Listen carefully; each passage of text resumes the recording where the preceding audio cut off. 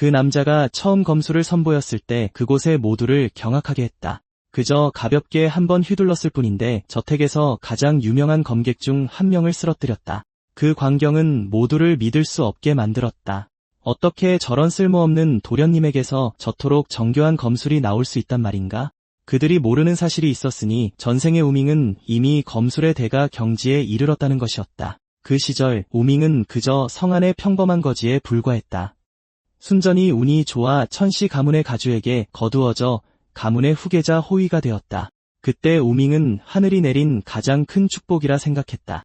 그 아이가 훗날 가문 전체를 박살내는 도화선이 될 줄은 상상도 못했다. 눈 깜짝할 사이에 15년이 흘렀고 노가주가 갑자기 세상을 떠났다. 그리고 천무양의 악행은 거기서부터 더욱 심해졌다. 한때 10대 가문 중 하나였던 천시 가문은 무너지기 시작했고 몇몇 최고수들은 가문을 떠나기를 선택했다. 우밍만이 천무양의 곁에 남았다. 노가주의 은혜에 보답하기 위해서였다. 그는 천무양의 호위로서 온전히 헌신했다. 하지만 그 쓸모없는 놈은 우밍이 전혀 예상하지 못했던 짓을 저질렀다. 등 뒤에서 우밍의 심장에 검을 꽂아 넣은 것이다. 우밍은 믿을 수 없다는 듯 그를 쳐다보았다. 이것이 그가 모든 것을 바친 대가로 돌아온 칼날이란 말인가? 천무양은 정말이지 제 이름값을 했다. 우밍은 썩어빠진 인간은 절대 고쳐 쓸 수 없다는 말을 들은 적이 있었다. 이제 그는 그것이 사실임을 알았다. 천무양은 정말 우밍을 넘겨주면 자기가 안전할 거라 생각했을까? 그건 순진한 생각이었다. 천무양이 건드린 자들은 마교 소속이었다. 그는 그들의 힘을 이용해 제기하려 했다. 하지만 마교는 약속을 지키기로 유명한 집단이 아니었다. 그들에게 제기를 거는 것은 제 무덤을 파는 것과 다름없었다. 결국 천무양은 단칼에 목이 잘리고 말았다. 그제야 우밍은 자신이 얼마나 틀렸는지 깨달았다. 애초에 그 아이를 지켜서는 안 되는 것이었다. 천무양은 누구의 충성도 받을 가치가 없었으니까. 만약 다시 선택할 기회가 주어진다면 우밍은 결코 같은 결정을 내리지 않을 것이다. 결국 그 역시 마교의 칼날과 화살 아래 죽음을 맞이했다. 온몸이 꿰뚫린 채였다. 하지만 다시 눈을 떴을 때 발에 차가운 감촉이 느껴졌다. 내려다보니 한 시녀가 발을 씻기고 있었다. 그 광경에 충격을 받아 무슨 일이 일어나고 있는지 전혀 알 수 없었다. 분명 화살에 맞아 죽었던 것으로 기억하는데 어떻게 아직 살아있는 거지? 시녀는 즉시 무릎을 꿇고 용서해 달라고 빌었다. 도련님, 물이 식은 줄도 몰랐습니다. 당장 새 물을 데워오겠습니다. 우밍은 그녀를 알아보았다. 어릴 때부터 큰 도련님을 모셔온 전속시녀로 늘 그에게 괴롭힘을 당했다. 하지만 우밍은 그녀가 왜 저기 무릎을 꿇고 자신을 도련님이라 부르는지 이해할 수 없었다. 떨리는 목소리로 시녀가 말했다. 도련님은 천무량 도련님이십니다. 그 말에 우밍은 그 자리에서 얼어붙었다. 그는 손을 뻗어 얼굴에 살을 꼬집어 보았다. 정말 그 쓸모없는 자식의 몸뚱이가 맞는 것 같았다. 그는 서둘러 침대 옆으로 가 물에 비친 자신의 모습을 확인했고 충격에 심장이 쿵 내려앉았다. 그를 마주보고 있는 돼지 같은 얼굴은 정말 천무량이 맞았다. 어느새 밤은 깊었고 우밍은 몇 번이고 확인했다. 이건 꿈이 아니었다. 하지만 어떻게 죽음에서 돌아온 거지? 15년 전 과거로 돌아와 천무량의 몸에서 깨어나다니. 모든 것이 너무나 황당해서 그가 이해할 수 있는 범주를 훨씬 넘어섰다. 앞서 시녀에게 가문에 우밍이라는 사람이 있냐고 물어봤지만 그런 사람은 본 적도 들은 적도 없다고 했다. 설마 자신이 큰 도련님 천무량이 된 순간 원래의 우밍은 이 세상에서 완전히 사라져버린 걸까? 그래도 우밍에게 이것은 기회일지도 모른다. 자신의 손으로 천시 가문을 지킬 기회. 지금은 시간이 있고 아주 많으니 어떻게 모든 것을 바꿔나갈지 차근차근 알아낼 수 있을 것이다. 가문의 몰락은 앞으로 15년은 더 지나야 일어날 일이다. 하지만 그러자 또 다른 의문이 생겼다. 왜 큰 도련님의 방이 이토록 수수한 거지? 방은 평범한 거처보다 거의 크지도 않았다. 그리고 벽에는 검 한 자루가 걸려 있었다. 그것을 본 순간 우밍은 얼어붙었다.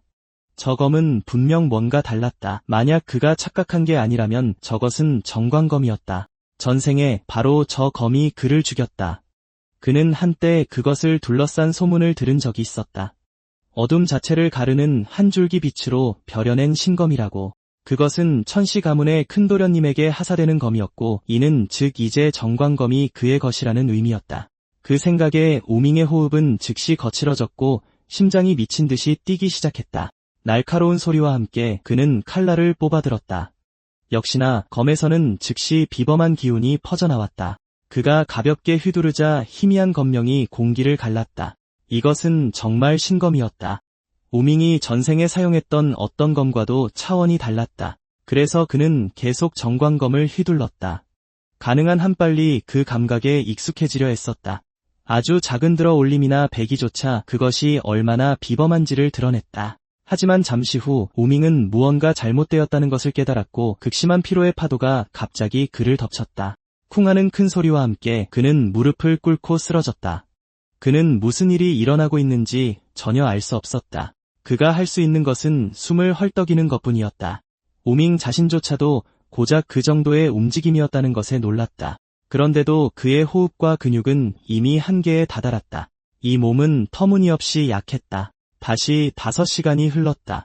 우밍은 땅에 가부좌를 틀고 앉아 조용히 명상하며 호흡을 조절했다. 설령 천무양이 무공을 전혀 수련하지 않았더라도 고작 정광검을 몇 번 휘둘렀다고 해서 이 몸이 이런 상태가 되어서는 안 됐다. 보통 기는 단전의 기회에서 배양된 후 경락을 통해 온몸으로 흘러야 한다. 하지만 이 몸은 명백히 그런 식으로 기능하지 않았다. 막대한 양의 기가 기회 안에 갇혀 있었다.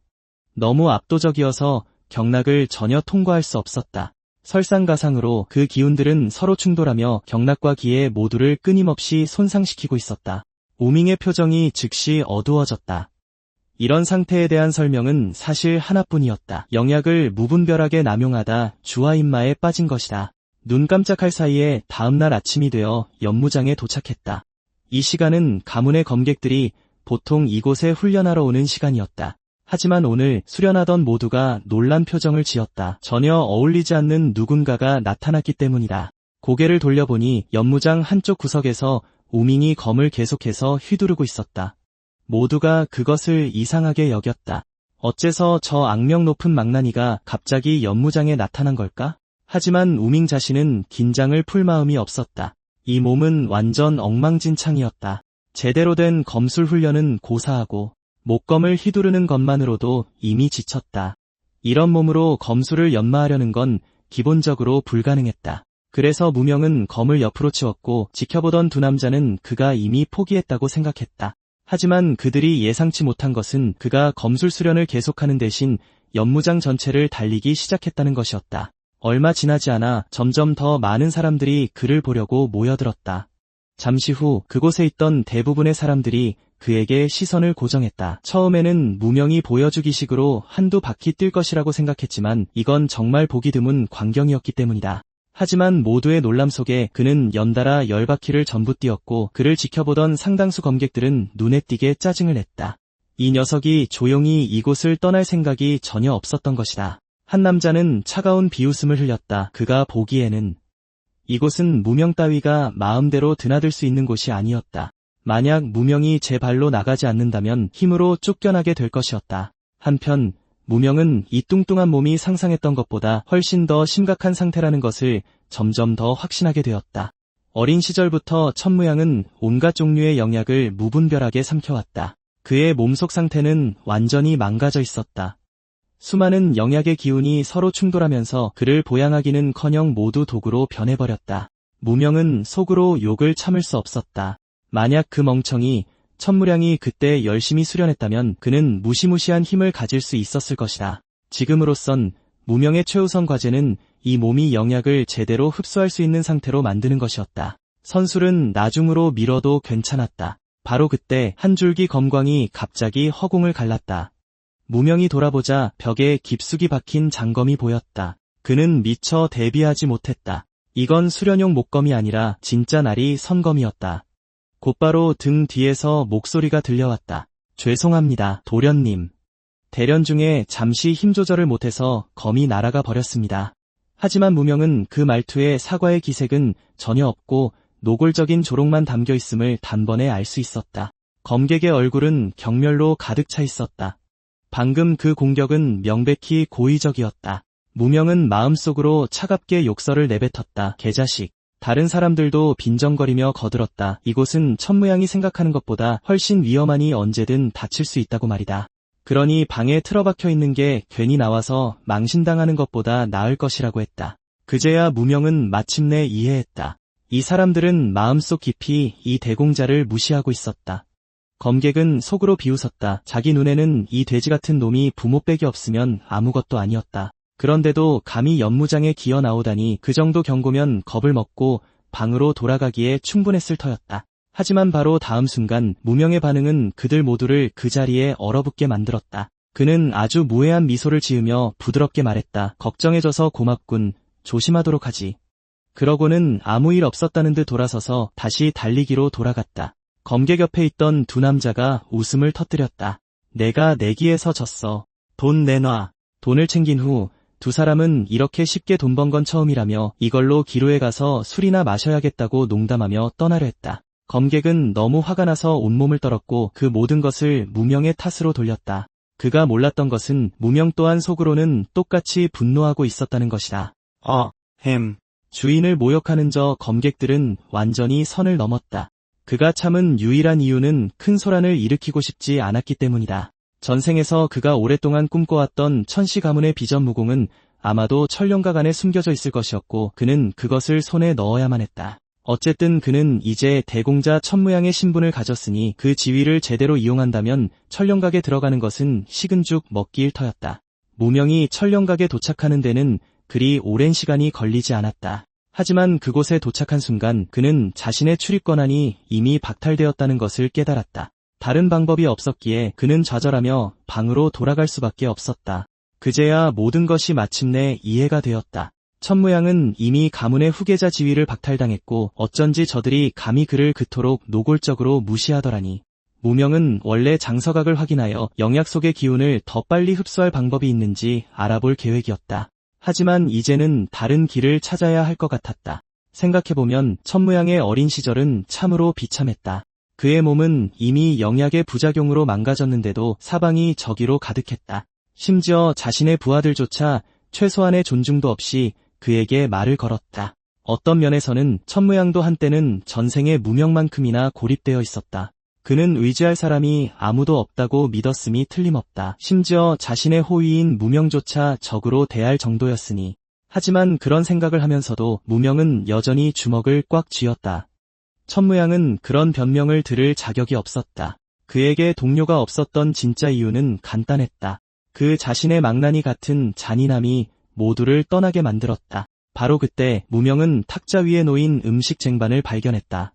그것을 열어보니 채소밖에 없었다. 아무래도 집안에서는 그가 더 이상 기름진 음식을 계속 먹을 수 없다는 것을, 그렇지 않으면 이 몸이 더 뚱뚱해질 뿐이라는 것을 알고 있는 듯했다. 음식은 소박했지만 놀랍게도 맛은 꽤 괜찮았다. 어쩌면 천무양이 완전히 쓸모없는 사람들한테만 둘러싸여 있었던 건 아닐지도. 다음날 아침 일찍 무명은 이 몸을 조금씩 단련할 계획으로 연무장으로 돌아왔다. 하지만 이런 속도로는 준비 운동조차 지친다는 것을 깨닫는 데는 오랜 시간이 걸리지 않았다. 이 모든 군사를 빼는데 얼마나 걸릴지 누가 알겠는가. 그 순간 시녀가 다가왔다. 그녀는 분명 그가 그렇게 일찍 그곳에 있을 거라고 예상하지 못했다. 자세히 보니 무명은 그녀가 사실 꽤 예쁘다는 것을 깨달았고 그녀의 손에는 그가 갈아입은 옷이 들려 있었다. 그녀가 그를 지나칠 때 무명은 이 시점에서 뭔가 말을 해야 한다고 갑자기 느꼈다. 그녀는 아마도 그의 주변에서 유일하게 동료라고 할 수 있는 사람이었다. 그래서 그는 물었다. 내가 들고 있는 게 내 옷이냐? 그의 말을 듣자마자 시녀는 황급히 돌아서서 당황하며 말했다. 바로 빨겠습니다. 도련님. 어제 했어야 했는데 어젯밤에 실수로 잠이 들어버렸습니다. 그녀가 얼마나 당황하고 겁에 질렸는지를 보고 무명은 마음이 약간 가라앉는 것을 느꼈다. 예전에 천무양은 도대체 무슨 짓을 했기에 그녀를 이토록 두려워하게 만들었을까? 그러자 무명은 손을 뻗어 부드럽게 그녀의 어깨를 잡았다. 정말 고맙다. 내 옷을 빨아줘서. 그 말에 시녀는 완전히 얼어붙었다. 그녀는 도련님의 입에서 그런 말이 나왔다는 것을 도저히 믿을 수가 없었다. 무명은 그저 웃으며 덧붙였다. 오늘부터 매일 이곳에 와서 수련할 것이니 앞으로 널 더 많이 귀찮게 하게 될 것 같구나. 그 말을 하고 그는 돌아서서 입구 쪽으로 걸어갔다. 무명이 몰랐던 것은 그의 말이 조용히 시녀의 마음을 움직였다는 것이다. 마음속 깊이 그녀는 생각하지 않을 수 없었다. 도련님, 정말 변하셨구나. 그리고 무명은 해가 질 때까지 계속 달렸다. 그때 그가 느낀 것은 오직 내장이 격렬하게 뒤틀리는 느낌뿐이었다. 마치 몸속의 모든 장기가 뒤집힌 것처럼 견딜 수 없었다. 하지만 그는 여전히 이를 악물고 버텼다. 가능한 한 빨리 강해져야 했기 때문이다. 예전에 검을 수련할 때 견뎠던 것에 비하면 이 고통은 비교조차 되지 않을 정도라 견딜만했다. 그때는 무명이 검수를 연마할 때마다 꼬박 하루 밤낮을 쉬지 않고 수련했다. 그의 자세가 조금이라도 흐트러질 때마다 등 뒤의 교관은 포효하곤 했다. 뭐라고? 새해 축제에 갈 생각인가? 이 은혜도 모르는 놈. 내가 먹여주고 재워주는데 고작 생각하는 게 놀 국리뿐이냐? 훈련으로 돌아가라. 하지만 사실 우밍은 단 한 번도 놀고 싶어 한 적이 없었고 온 힘을 다해 훈련했으며 사부의 말에 의심 없이 복종했다. 그 시절의 삶은 고통스러울 정도로 단조로웠다. 검을 수련하는 것 외에는 더 많은 검 수련만이 있을 뿐이었다. 반면에 진무양은 그 당시 아직 어린아이였다. 그의 생각은 단순했고 심지어 약간 어리석어 보였으며 매일 어떻게 놀지에 대해서만 생각했다. 우밍이 천가에 들어온 이후로 그의 삶은 진정으로 자신의 것이 아니었다. 처음부터 그의 선택 대부분은 진정한 선택이 아니었다. 그가 검을 잡은 유일한 이유는 자신처럼 아무것도 아닌 자를 거두어준 가주에게 보답하기 위함이었다. 그 생각에 우밍은 갑자기 웃음을 터뜨렸다. 과거의 자신과 비교하면 현재의 자신이 거의 더 흥미롭게 느껴졌다. 그가 몰랐던 것은 한 여인이 뒤에서 조용히 그를 따르고 있었다는 사실이었다. 그 여인은 그의 시녀였고 그의 일거수일투족을 몰래 지켜보고 있었다. 그때 쿵 하는 소리와 함께 우밍의 몸이 땅에 쓰러졌고 그는 완전히 정신을 잃기 전에 그 자리에서 의식을 잃었다. 방으로 자신을 옮긴 것이 우영이었던 것 같다고 어렴풋이 기억했다. 이 시녀가 예상했던 것보다 훨씬 유능한 것 같았다. 그 후 한동안 우밍은 매일 달리기만 했을 뿐 다른 것은 아무것도 하지 않았다. 지금 그에게 최우선 과제는 이 과도한 지방을 모두 없애는 것이었다. 한편 다른 모든 사람들은 그를 매일 하는 내기의 중심 소재로 계속 취급했다. 이전에 그 검객은 거의 매번 졌고 그 때문에 미칠 지경이었다. 그는 이전에 그 쓸모없는 뚱보가 어떻게 갑자기 이렇게 짜증나게 변했는지 이해할 수 없었다. 이제 와서 훈련을 시작하다니. 그에게는 그저 한심하기 짝이 없었다. 우밍은 그들의 잡담을 한마디도 빠짐없이 들었지만 굳이 응수할 마음이 없었다. 한편 니지오는 계속해서 입을 놀렸다. 아직도 모르는 거야? 그는 이미 후계자 자리를 잃었고 심지어 자기 저택에서도 쫓겨났어. 그리고 설령 저 한량 같은 놈이 언젠가 가주가 된다 한들 무슨 실권이 있겠어? 천사나 사형께서 대공자님의 말을 들을 리가 없지. 우리 검객들에게는 어차피 두 가지 길밖에 없어. 천사나 사형 밑에 무력파에 합류하거나 원로의 편에 서거나. 그러니 현실적으로 보자고. 설령 공자님이 정말 가주가 된다 한들 우리에게 뭘 어쩔 수 있겠어?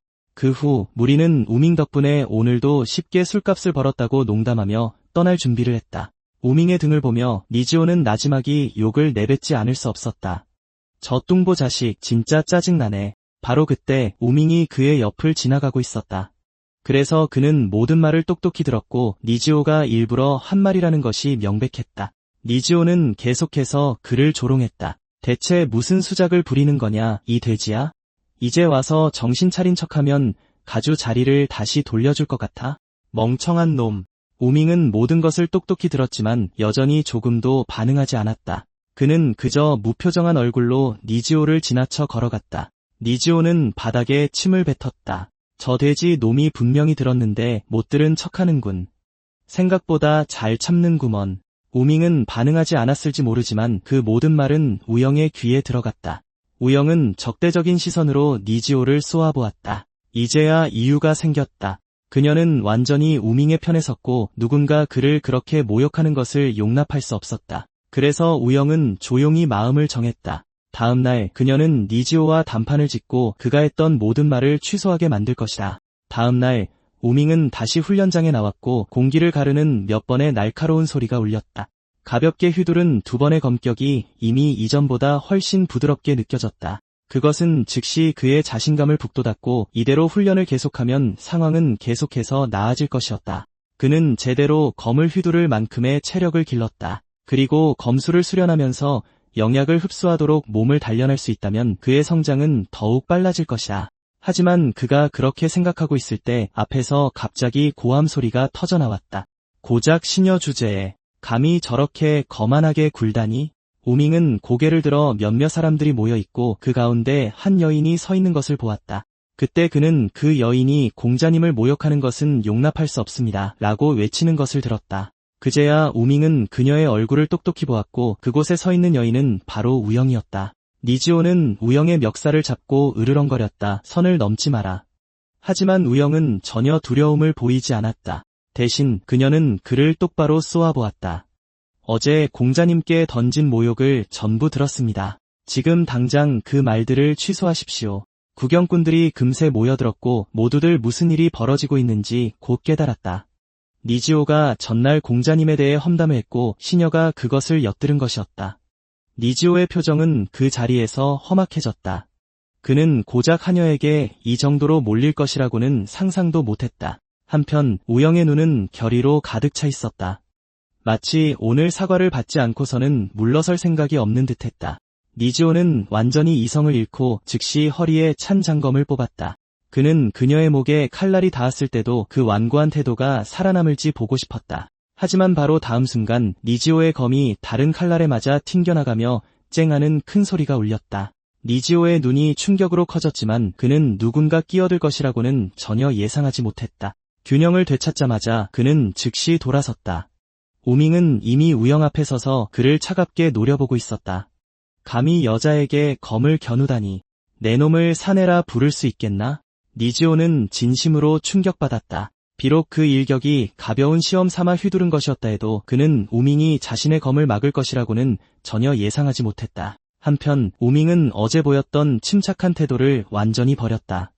미소는 사라지고 차가운 표정이 그 자리를 대신했다.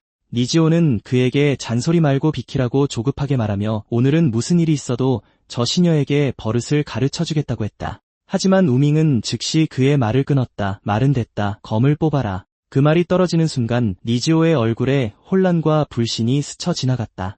우밍은 차갑게 말했다. 나에게 할 말이 있다면 먼저 나를 통과해라. 검으로 말해라. 그가 말하는 동안 우밍의 칼날이 들려 니지오의 가슴을 똑바로 겨눴고 그의 도발은 놓칠 수 없을 만큼 명백했다. 니지오는 다시 묻지 않을 수 없었다. 지금 정말로 나에게 도전하는 건가? 잘 생각하는 게 좋을 거다. 우밍의 입가에 차가운 미소가 걸렸다. 결투다. 웃기지 마라. 하지만 이걸 생사결이라고 부른다면 넌 어쩔 셈이냐? 그가 그 말을 하자마자 연무장 전체가 발칵 뒤집혔다. 니지오조차 그 자리에서 얼어붙었다. 우밍은 말을 이었다. 내가 날 이기면 이 일은 없던 걸로 하고 다시는 연무장에 발도 들이지 않겠다. 이 정도면 됐나? 그의 뒤에서 우잉은 안절부절 못했다. 그녀는 우밍이 이 싸움에 휘말리는 것을 전혀 원치 않았다. 그녀가 알기로 그는 검술을 수련한 지 한 달밖에 되지 않아 나이조를 이길 가능성이 없었기 때문이다. 다음 순간 우밍은 검집을 땅에 세게 박았다. 그리고 낮은 목소리로 말했다. 나를 모욕하는 건 얼마든지 참을 수 있다. 하지만 나를 아끼는 사람을 감히 모욕한다면 용서하지 않겠다. 우잉이 그 말을 듣는 순간 심장이 미친 듯이 뛰기 시작했다. 그것은 바로 우밍이 전생부터 지켜온 신념이었기 때문이다. 그때쯤 우밍은 이미 전투 자세를 갖추었다. 그의 목소리가 얼음장처럼 차가워졌다. 뽑아. 이를 갈며 니지오는 마지막으로 생각해보라고 경고했다. 일단 진심이 되면 봐주지 않을 거라고. 우밍은 그저 침착하게 대답했다. 나는 한 번 뱉은 말은 거두지 않는다. 마음대로 해라. 솔직히 니지오는 대공자님이 이렇게까지 이를 키울 줄은 상상도 못했다. 하지만 일이 이렇게 된 이상 그에게 다른 선택지는 없었다. 그의 생각에는 이 싸움에서 이기기만 하면 모든 것이 끝날 것이었다. 어쨌든 힘, 속도, 검술면에서 그는 압도적인 우위를 점하고 있었다. 저 자식은 상대도 되지 않았다. 니지오의 눈에 우밍은 그저 자만심에 가득 찬 한심한 멍청이일 뿐이었다. 니지오가 몰랐던 것은 그의 앞에 서 있는 남자는 더 이상 예전의 천무양이 아니라는 사실이었다. 싸움이 본격적으로 시작되기도 전에 우밍에게서 뿜어져 나오는 기세는 이미 그를 흔들어 놓았고 그것만으로도 니지오는 분해서 이를 갈았다. 우밍은 이미 기세를 모은 상태였다. 왜 덤비지 않지? 그가 차갑게 말했다. 겁먹었나? 말이 떨어지기가 무섭게 그는 니지오를 향해 쏘아져 나갔다. 내가 오지 않는다면 내가 가겠다. 우밍의 검이 베어내리는 순간 니지오는 즉시 몸을 비틀어 공격을 피했다. 니지오의 마음속에 비웃음이 일었다. 우밍의 움직임은 고통스러울 정도로 느렸고 모든 동작이 뻔해서 읽기 쉬웠다. 그런데 감히 이걸 생사결이라 부르다니. 가소롭군. 하지만 바로 다음 순간 우밍은 손목을 튕겨 연속으로 2번의 검광을 터뜨렸다. 날카로운 쇳소리가 울리고 허공에 불꽃이 튀었다. 니지오의 검은 즉시 허공으로 높이 튕겨나갔다. 그리고 단 한 번의 합으로 그는 우밍에게 패배했다. 너무 순식간에 일어난 일이라 그곳에 누구도 반응할 틈이 없었다. 니지오는 완전히 망연자실했다. 지금도 그의 머릿속은 충격으로 새하였다. 그는 그렇게 정교한 검술은 본 적이 없었고 그제야 깨달았다. 처음부터 우밍의 목표는 그 자신이 아니었다는 것을. 그의 손에 들린 검이었다. 니지오가 칼날을 들어 막는 순간 우밍은 그 힘을 빌려 역으로 이용했고 그의 무기를 날려버렸다. 니지오를 더욱 불안하게 만든 것은 천시 가문에 저런 검법이 있었다는 기억이 전혀 없다는 것이었다. 니지오는 속으로 욕을 짓거렸다. 대체 언제 저 자식이 이렇게 강해진 거지. 그리고 지금 우밍의 검은 그의 목에 단단히 겨눠져 있었다. 조금이라도 더 움직이면 그는 그 자리에서 죽을 것이다. 우밍이 차갑게 말했다. 처음부터 말했지. 이건 생사결이라고. 그런데도 눈앞에 적을 두고 그렇게 경솔하게 검을 휘두르다니. 그게 정말 20년 수련의 결과인가? 너 같은 녀석은 그 검을 쥘 자격이 없다. 하지만 그 일격을 날린 후 우밍 자신의 손바닥도 반동으로 찢어졌고 엄지손가락 밑에서 피가 천천히 흘러내렸다. 그럼에도 그는 검을 내리지 않았다. 그저 차가운 목소리로 말했다. 돌아가서 내가 왜 검을 드는지 생각해봐라. 그 답을 찾으면 다시 나에게 와라. 그날이 오면 다시 너와 겨뤄주겠다. 나지오는 땅에 무릎 꿇은 채 일어서지 못했다. 그의 마음은 끝없이 그 질문 주위를 맴돌았다. 한편 우밍은 우잉과 함께 연무장을 돌아 떠났다. 그들이 얼마 가지 않아 우잉이 갑자기 무릎을 꿇고 머리를 숙였다. 죄송합니다, 도련님. 전부 제 탓입니다. 저 때문에 다치셨습니다. 그 모습을 보고 우밍은 오히려 어색함을 느꼈다. 이 모든 게 사실 그녀의 잘못이 아니었기 때문이다. 결국 부상은 그가 감당할 수 없는 기술을 억지로 사용했기 때문에 일어난 것이었다. 그것은 우잉과는 아무 상관이 없었다. 그리고 무엇보다 그녀는 그를 지키기 위해 나섰을 뿐이므로 사과할 이유가 전혀 없었다.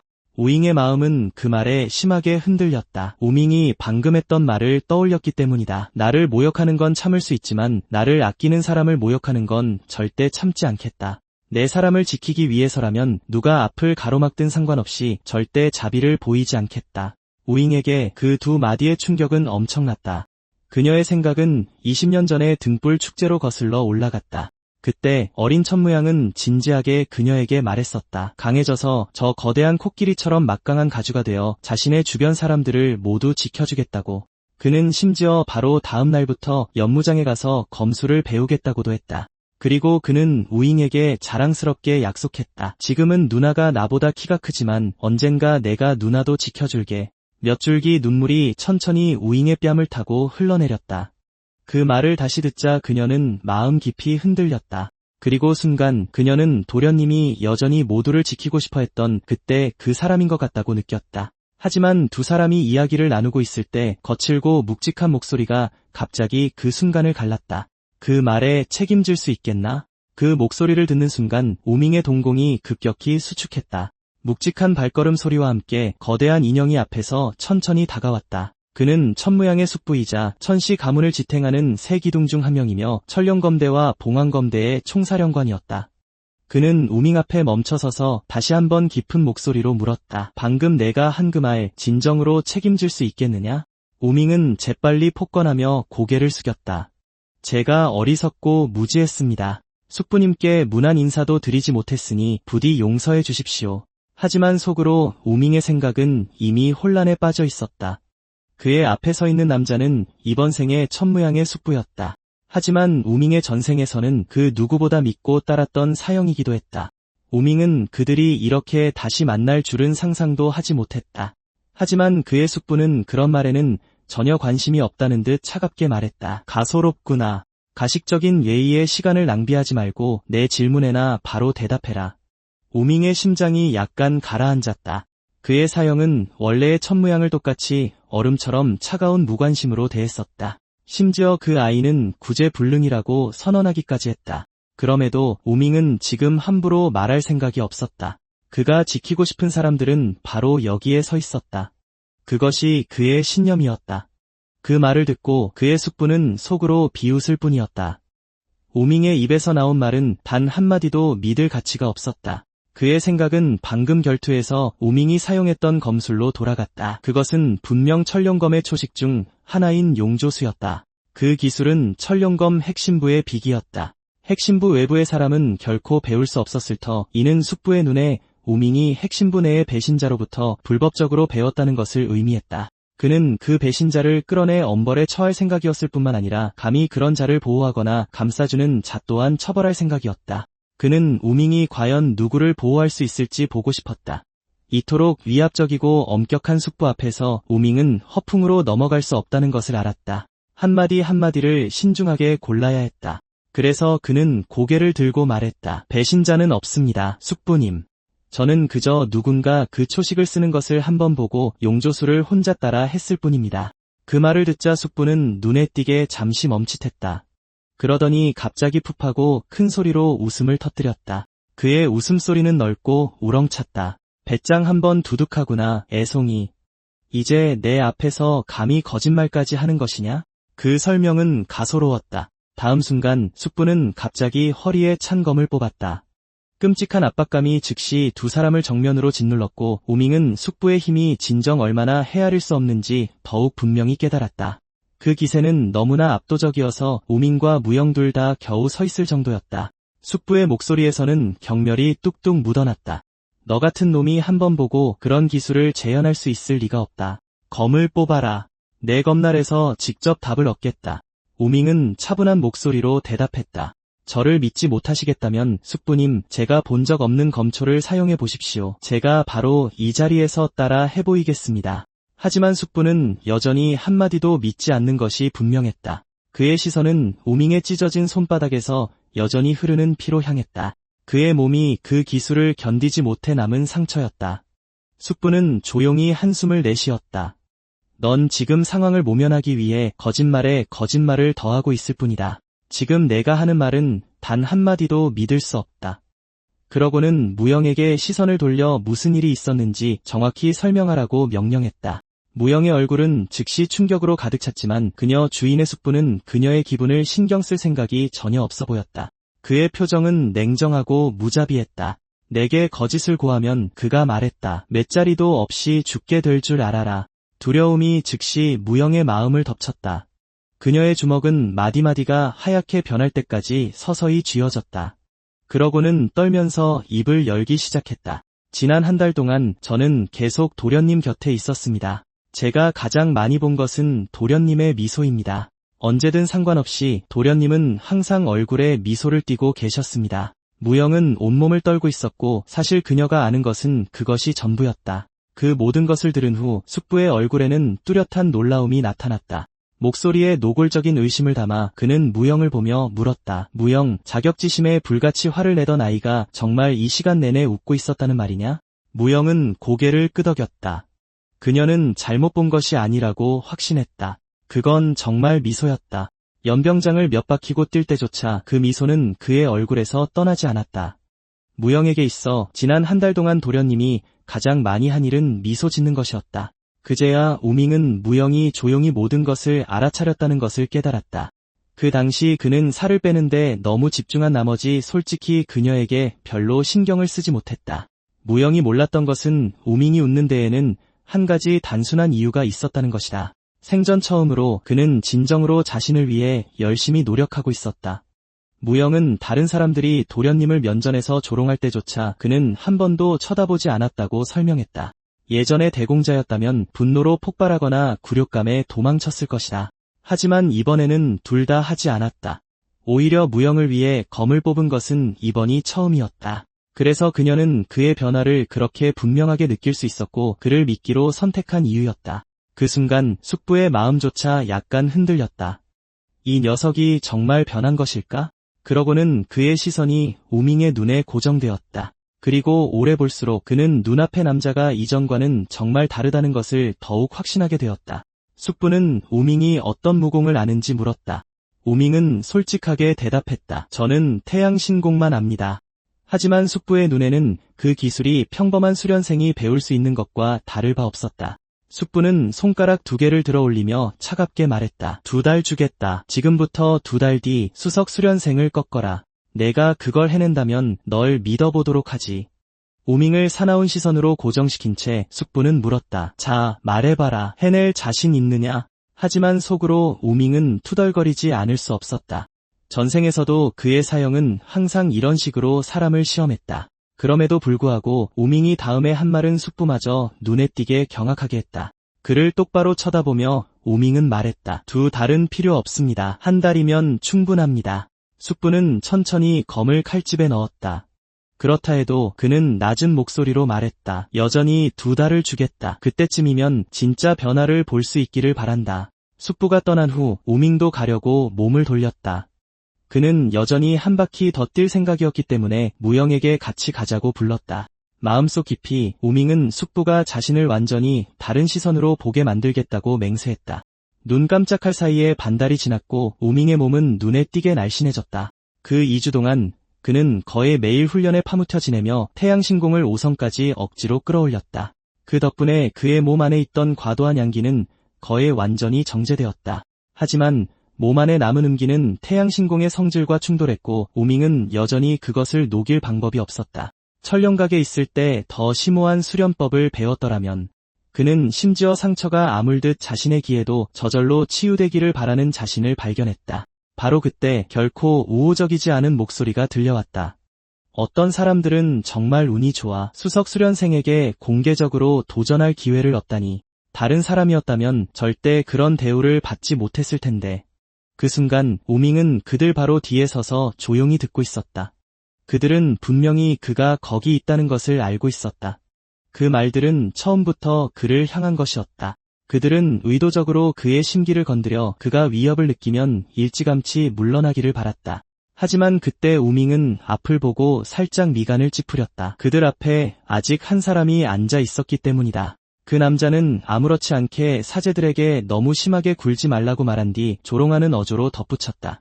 아마 저 도련님은 아직 실전 상대와 연습용 표적도 구분 못할걸. 하지만 우밍은 아무것도 듣지 못한 척 그들에게 똑바로 걸어가 침착하게 물었다. 방금 다들 얘기하고 있었나? 나도 좀 들어보지. 하지만 그의 앞에 있는 인물의 모습을 똑똑히 본 순간 우밍은 잠시 얼어붙었다. 이 남자가 정말 수석 수련생이라고? 검은 머리띠를 한 남자가 그를 차갑게 쳐다보고 있었다. 그의 눈에는 명백한 적이가 담겨 있었다. 그 남자는 무미건조하게 말했다. 맞아, 내가 수석 수련생이다. 대결에 관해서는 걱정 마십시오. 제가 아주 부드럽게 다뤄드릴 테니. 하지만 우밍은 이 얼굴을 어디선가 본 적이 있다는 이상한 느낌이 들었다. 비록 당장은 이름이 기억나지 않았지만 그때 남자가 자신을 소개했다. 제 이름은 이설기입니다. 그 말을 하고 그는 우밍에게 상징적인 폭언 인사를 건넸다. 그 이름을 듣는 순간 우밍의 기억이 제자리를 찾았다. 처음에 그를 알아보지 못했던 이유는 단지 이설기가 그의 기억 속모습과 너무나도 달라졌기 때문이었다. 하지만 우밍은 이제 거의 확신했다. 이 자는 훗날 천가문의 비밀을 마교에 넘길 남자였다. 우밍은 분노에 찬 눈을 감고 그 이름을 마음 깊이 새겼다. 이설기, 조만간 반드시 내 손으로 그 빚을 갚아주겠다. 그 후 우밍은 아무 말 없이 돌아서서 떠났다. 하지만 마음속으로는 이미 결심을 굳힌 상태였다. 실제 대결이 오면 이설기에게 대가를 치르게 할 것이다. 원래 우밍은 상대가 누구든 전력을 다하고 그걸로 끝낼 생각이었다. 하지만 이제 그는 마음을 바꿨다. 그가 차갑게 생각하는 동안 그의 눈에는 살기가 번뜩였다. 두고 봐라, 이설기. 이 배신자 놈. 눈 깜짝할 사이에 보름이 지나고 마침내 대결의 날이 왔다. 관중석은 이미 꽉 차 있었다. 많은 사람들이 오늘 우밍이 얼마나 심하게 얻어맞을지 빨리 보고 싶어 안달이었다. 물론 지난 몇 주간 우밍의 변화가 정말 놀라웠다고 생각하는 사람들도 있었다. 바로 그때 날카롭고 쩌렁쩌렁한 목소리가 경기장에 울려 퍼졌다. 지금부터 천사나 어르신께서 직접 주관하신 대결을 시작하겠습니다. 주빈석 높은 곳에 앉아있던 천사나가 느리고 침착한 목소리로 말했다. 도전자 이설기, 앞으로 나오시오. 도전자 천무량, 앞으로 나오시오. 이설기는 즉시 명백한 흥분을 안고 무대 위로 성큼성큼 걸어나갔다. 잠시 후 우밍도 앞으로 나아가 군중의 시야에 들어섰다. 이제 그는 2달 전과 비교해 너무나도 날씬해져서 많은 사람들이 얼굴은 익숙하지만 누구인지 감히 믿지 못하며 놀라 굳어버렸다. 얼마 지나지 않아 마침내 누군가 알아보고 소리쳤다. 그는 예전에 200kg이 넘던 그 뚱보였다.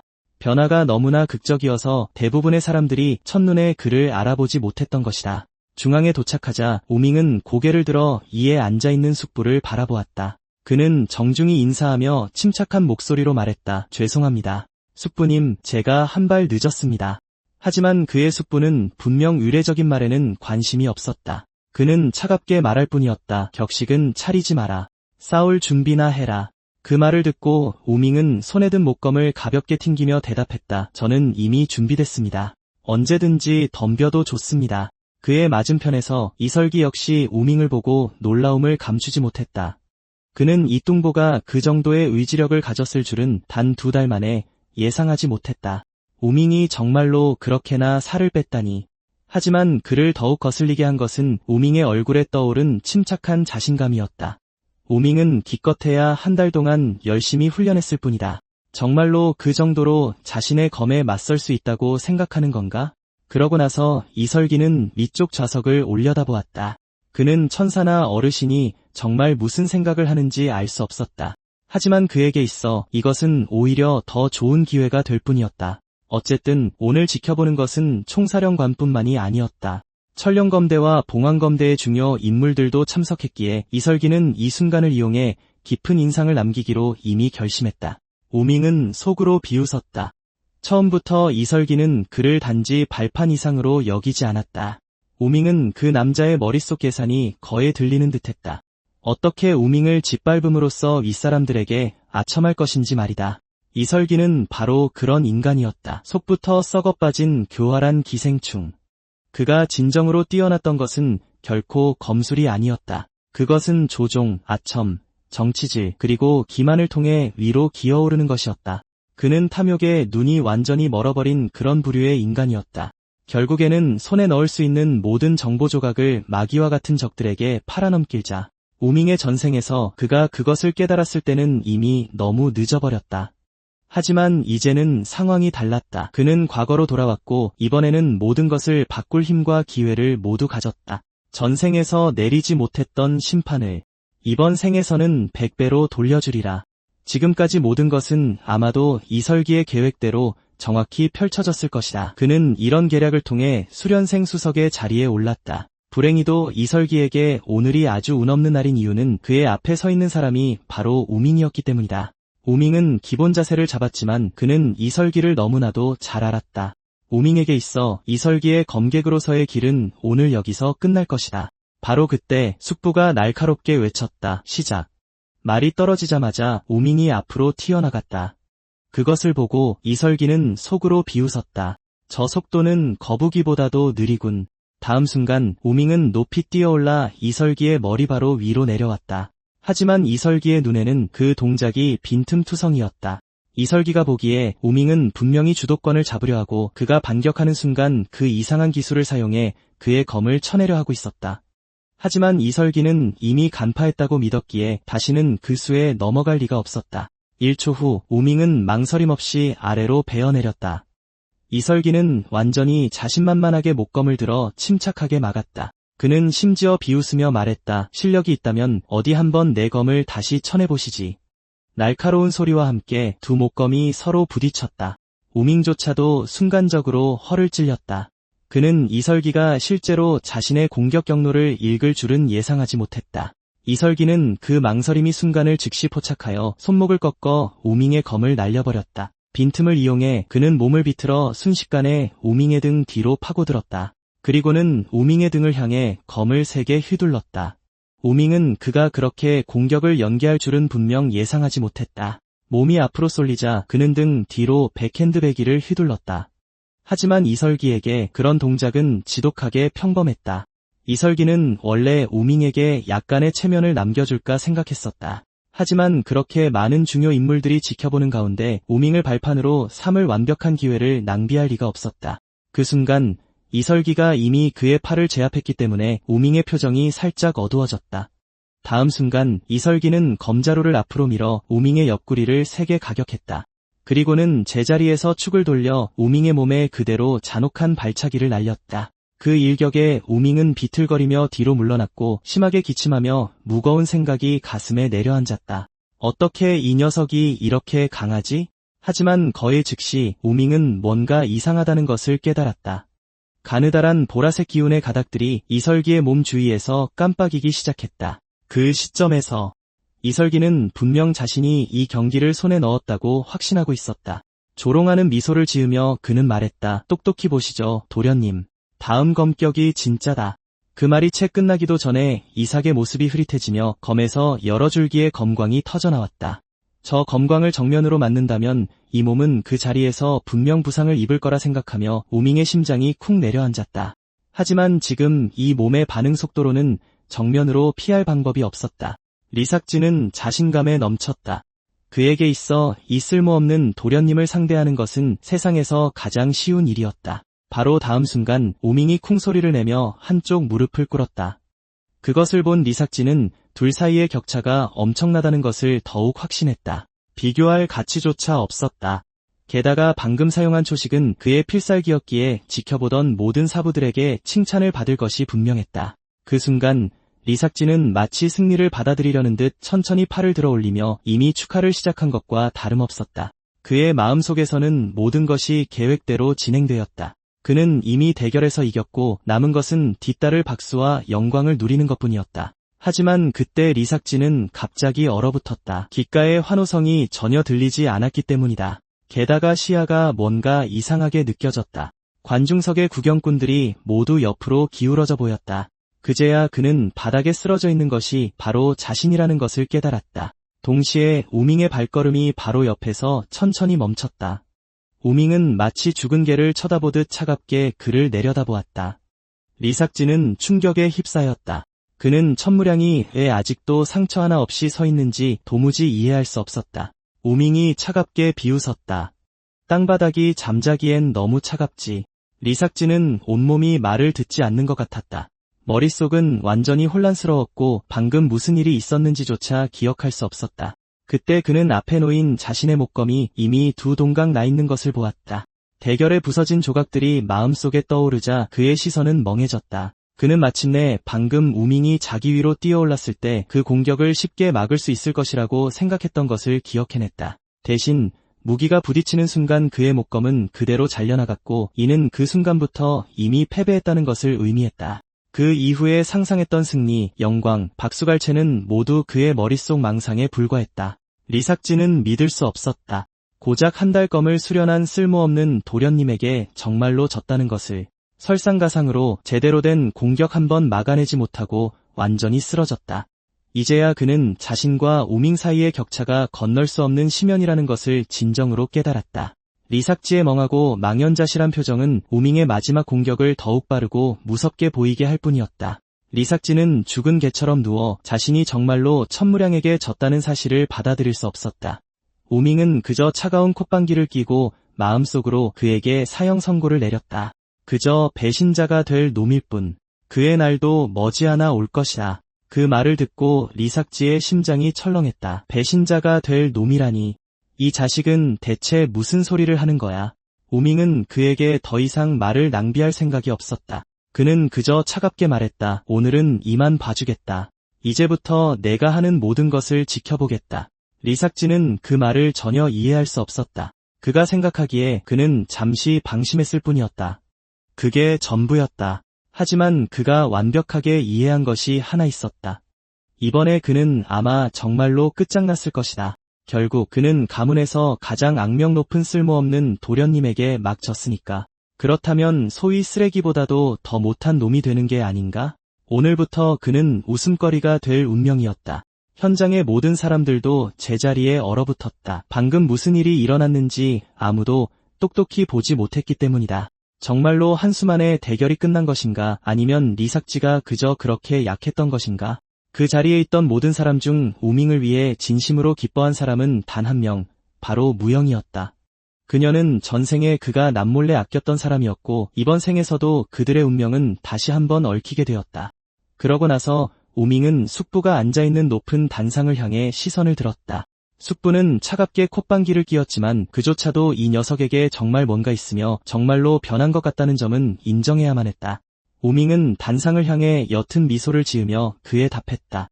그것을 본 숙부는 조금 어색해하며 차갑게 그를 꾸짖을 수밖에 없었다. 고작 한 번 이겼다고 우쭐대지 마라. 하지만 아무도 몰랐던 것은 관중 속에 분노로 떨고 있는 또 다른 사람이 있었다는 것이다. 그 남자는 얼굴에 긴 흉터가 있었고 표정은 극도로 어두웠다. 그는 오늘이 마침내 그 문제아를 훈련장에서 영원히 쫓아낼 절호의 기회라고 생각했는데 이제 모든 것이 수포로 돌아갔다. 지금도 관중석의 많은 사람들은 여전히 충격에서 헤어나오지 못하고 있었다. 몇몇은 심지어 우밍이 비겁한 수를 써서 이겼을 것이라고 의심했다. 높은 곳에서 숙부가 천천히 자리에서 일어섰다. 분명 대결의 승자를 발표하려는 참이었다. 하지만 그가 막 입을 열려는 순간 우밍이 먼저 나서서 그의 말을 끊었다. 여러분 모두가 저에게 원한을 품고 있다는 것을 압니다. 그리고 제 과거의 죄가 몇 마디 말이나 단 한 번의 행동으로 지워질 수 없다는 것도 압니다. 인정합니다. 예전의 천무량은 정말 망난이었습니다. 정말로 쓰레기였습니다. 하지만 상처 입은 사람들의 얼굴조차 기억하지 못합니다. 그 행동들을 저지른 것은 옛 천무량이지 지금의 제가 아니기 때문입니다. 그럼에도 불구하고 이제 이 몸으로 살아가기에 저는 그 죄들을 짊어지고 그에 따르는 어떠한 처벌이든 받아들일 각오가 되어 있습니다. 왜냐하면 이 순간부터 제가 진짜 천무량이기 때문입니다. 우밍은 군중에게 시선을 고정한 채 차분한 목소리로 말을 이었다. 과거에 제가 저지른 모든 잔인한 짓, 모든 과오와 잘못에 대해 사죄드립니다. 그 말을 한 후 그는 깊이 고개를 숙였다. 그곳에 있던 모든 사람들은 침묵 속에 경악했다. 경기장 전체가 조용해졌고 아무도 그에게 대답하지 않았다. 그것을 본 무영은 가슴이 아픔으로 조여왔다. 숨도 거의 쉴 수 없을 만큼 마음이 아팠다. 심지어 숙부의 얼굴에도 드물게 믿을 수 없다는 기색이 스쳤다. 믿을 수 없다는 듯이. 마침내 우밍은 고개를 들고 그들에게 마지막 한마디를 남겼다. 만약 여러분 중 누구라도 여전히 이를 받아들이지 못하겠다면 경기장으로 저를 찾아오십시오. 바로 여기서 당신의 도전을 기다리고 있겠습니다. 그 말을 하고 그는 돌아서서 무영과 함께 떠났다. 그들이 몰랐던 것은 여전히 높은 단상에 서 있던 숙부가 이미 깊은 생각에 잠겼다는 것이었다. 경기장 밖으로 나오자 우밍은 무영에게 조용히 고마움을 표했다. 혹시나 대결이 진검승부로 번질까 봐 예방책으로 가져왔던 청광검을 내내 들고 있어 줘서였다. 그리고 그는 검을 돌려달라고 손을 내밀었지만 그녀의 얼굴에는 뚜렷한 아쉬움이 스쳤다. 순간 우밍은 그게 무슨 의미인지 알 수 없었다. 부드러운 목소리로 무영이 설명했다. 그냥 이 검을 들고 있으면 도련님을 붙잡고 있는 것 같아요. 그 말에 우밍은 완전히 얼어붙었다. 순간 그는 어떻게 반응해야 할지조차 몰랐다. 바로 그때 뒤에서 익숙한 목소리가 들려왔다. 그를 보며 숙부가 깊은 목소리로 물었다. 내가 베고 싶은 것은 무엇이냐? 그 질문을 듣고 우밍은 실소했다. 그 말을 다시 듣게 될 줄은 상상도 못했기 때문이다. 잠시 침묵이 흐른 뒤 그는 천천히 하늘이라고 대답했다. 한때 손에 든 검으로 하늘을 베고 싶었던 적이 있었다. 그 대답을 들은 숙부는 순간 눈에 띄게 놀랐다. 하지만 거의 즉시 그의 눈빛은 다시 흐려졌다. 터무니없이 들렸지만 바로 그 말들이 그가 평생을 추구해온 검의 진리를 가리키고 있었다. 가장 잔인한 부분은 그 길에 진정으로 닿은 사람이 한때 자신이 가장 증오했던 바로 그 사람이었다는 것이다. 결국 숙부는 조용히 한숨을 내쉬었다. 내가 내기에서 이겼다. 원하는 것을 말해라. 내가 최선을 다해 들어주겠다. 하지만 한 가지 예외는 있다. 천령서고에 들어가는 것은 내 권한 밖이다. 그 말을 듣고 우밍은 잠시 멈칫하더니 희미하게 힘없는 웃음을 터뜨렸다. 그 선택지가 안 된다면 내가 정말로 원하는 게 뭔지 생각해 봐야겠군요. 우밍의 눈에 날카로운 빛이 스쳤고 그는 즉시 자신의 요구를 말했다. 매일 저와 대련할 사람 한 명씩 붙여주십시오. 숙부는 그 말에 분명히 놀랐다. 내 요구가 고작 대련이란 말이냐? 우밍은 고개를 끄덕였다. 네, 맞습니다. 저에겐 그것만으로도 충분합니다. 실전이야말로 언제나 최고의 수련법이니까요. 숙부는 작게 고개를 끄덕였다. 그 정도는 전혀 문제가 되지 않았다. 하지만 떠나기 전 그는 여전히 의미심장한 한마디를 던졌다. 나 또한 나날이 강해질 것이다. 우밍은 당연히 그 의미를 이해했고 그것이 바로 그가 원하던 바였다. 때가 되었을 때 숙부가 더 강해져야만 다시 도전하는 의미가 있을 터였다. 그 말을 끝으로 숙부는 몸을 돌려 떠났다. 그들이 문 밖으로 나간 후에도 오영은 하늘이 무슨 뜻인지 이해하지 못해 그것에 대해 물었다. 우밍은 설명하지 않았다. 그것은 오직 그와 숙부만이 이해하는 것이었기 때문이다. 눈 깜짝할 사이에 다음 날이 되었고 근처 어딘가에서 한 남자가 분노에 차 땅바닥에 돌을 걷어차고 있었다. 그러면서 그는 혼잣말을 중얼거렸다. 운 좋게 한번 이기더니 이제 거들먹거리며 매일 대련을 요구하다니. 빌어먹을 쓸모없는 이속이 자식. 하지만 곰곰이 생각해보니 이게 오히려 더 낫다고 판단했다. 이렇게 판이 깔렸으니 드디어 그 쓸모없는 도련님을 직접 쳐부술 기회가 생긴 것이다. 그리고 그는 천천히 허리에 찬 검을 뽑았다. 날카로운 챙소리와 함께 칼날이 모습을 드러냈다. 그리고 그 검에는 진무양을 향한 그의 증오가 온전히 담겨 있었다. 그의 생각은 몇 년 전에 한 기로로 거슬러 올라갔다. 그때 진무양은 만취해서 비틀거리며 사방에 시비를 걸고 다녔다. 그 당시 지금 얼굴에 흉터를 지닌 남자는 아직 잘생긴 청년이었고 그가 가장 참을 수 없었던 것은 진무양이 약자를 괴롭히고 제멋대로 사람들을 해치는 모습이었다. 그래서 그는 그를 막기 위해 나섰다. 하지만 바로 그 순간 진무양이 무심코 휘두른 검이 그 청년의 얼굴을 그대로 그었다. 하지만 진무양은 조금도 신경 쓰지 않았다. 오히려 그는 짜증스럽게 쏘아붙였다. 넌 또 뭐야? 왜 내 칼길을 막고 서 있어? 다쳤으면 그건 내 탓이지. 청년은 입을 벌렸지만 아무 말도 할 수 없었다. 그는 아직 갑작스러운 고통에서 벗어나지도 못했다. 하지만 진무양은 아랑곳하지 않았다. 진무양은 심지어 다시 비웃었다. 뭐냐, 이 자식. 내가 스스로 다쳐서 날 모함하려는 거냐. 나한테는 그런 수 안 통해. 꺼져. 바로 그 사건 때문에 훗날 얼굴의 흉터로 알려지게 된 그 남자는 진무양을 뼛속까지 증오하게 되었다. 그리고 이제 그는 이미 악랄한 계획을 세워두었다. 진무량과 대련할 차례가 되면 사고인 척하며 진무량의 얼굴에 똑같은 흉터를 남길 작정이었다. 기억이 맞다면 첫날 진무량과 대련하기로 예정된 사람은 최명설이었다. 눈 깜짝할 사이에 아침이 밝았다. 우밍은 연무장에 도착하자마자 바로 수련을 시작했다. 그가 검을 휘두를 때마다 허공에서 희미하게 낮은 소리가 울렸다. 연무장 아래에는 한 남자가 서 있었다. 오늘의 대련 상대 최명설, 얼굴에 흉터가 있는 바로 그였다. 그곳에서 기다리고 있는 사람은 그뿐이었다. 최명설의 표정은 분노로 어두웠고 그의 눈에는 이미 원한이 들끓고 있었다. 매일 대련을 요청한 것은 우밍이었다. 그런데 이제 그가 나타났음에도 우밍은 그에게 눈길조차 주지 않았다. 티코 차밍 슈아. 그것은 순전한 경멸이었다. 그는 이미 대련이 시작되면 손에 든 검으로 우밍에게 호된 교훈을 가르쳐주기로 결심했다. 그때 오영이 그에게 차 한 잔을 따라주며 부드럽게 말했다. 조금 기다리셔야 해요. 우선 차부터 드세요. 심영설은 거의 살기가 새어나올 듯한 몸으로 그녀를 향해 돌아섰다. 그는 지금 누구의 말도 들을 기분이 아니었다. 하지만 오영은 참을성 있게 설명했다. 도련님께서는 한번 수련을 시작하시면 완전히 몰입하셔서 한동안 주변을 전혀 신경 쓰지 못하시니 조금 더 걸릴 거예요. 여기에 다과도 좀 있어요. 좀 드시겠어요? 그 말을 듣고 최명설은 그녀가 누구인지 이전에 니교와 충돌했던 그 시녀라는 것을 즉시 기억해냈다. 그리고 그때서야 그는 문득 그녀가 얼마나 예쁜지 깨달았다. 자신도 모르는 사이에 최명설은 실제로 약간 어색함을 느끼기 시작했다. 거기에는 별다른 깊은 이유가 없었다. 그저 소녀가 눈에 띄게 아름다웠을 뿐이다. 어색함을 감추기 위해 최명설은 아무렇지 않은 듯 차를 집어 단숨에 비우고 다과 몇 개도 집었다. 오영은 그의 반응을 모르는 척 혼자서 계속 말을 이었다.